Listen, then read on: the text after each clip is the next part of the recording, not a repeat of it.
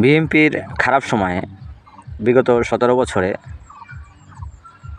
বিএনপির যারা ত্যাগী কর্মী তারা আওয়ামী লীগের হাতে যেরকম নির্যাতিত হয়েছে, জুলুমের শিকার হয়েছে, পৃথিবীতে আর কোথাও এরকম কেউ হয় নাই।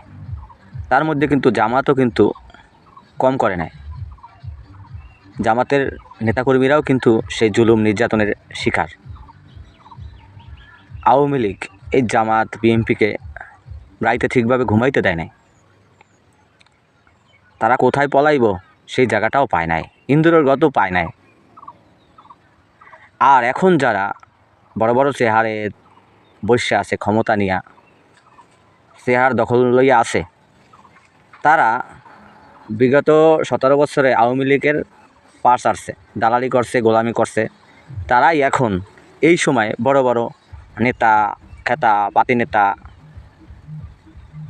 আর যারা দূর সময়ে, খারাপ সময়ে দলকে আগলাই রাখছে, পাশে রাখছে, সাপোর্ট দিয়ে রাখছে, তারা আজ অবহেলিত। তারা আজ কোনো পদে নাই, তাদেরকে আজ দল দেখে না। তো বিএনপিরও পতন হবে খুব শীঘ্রই, সেই সময়টা ঘনাই আসতেছে। অনেক বিএনপি ভাই এবার জামাতে ভোট দিছে, জামাতে আইসা পড়ছে, কেউ এনসিপিতে গেছে।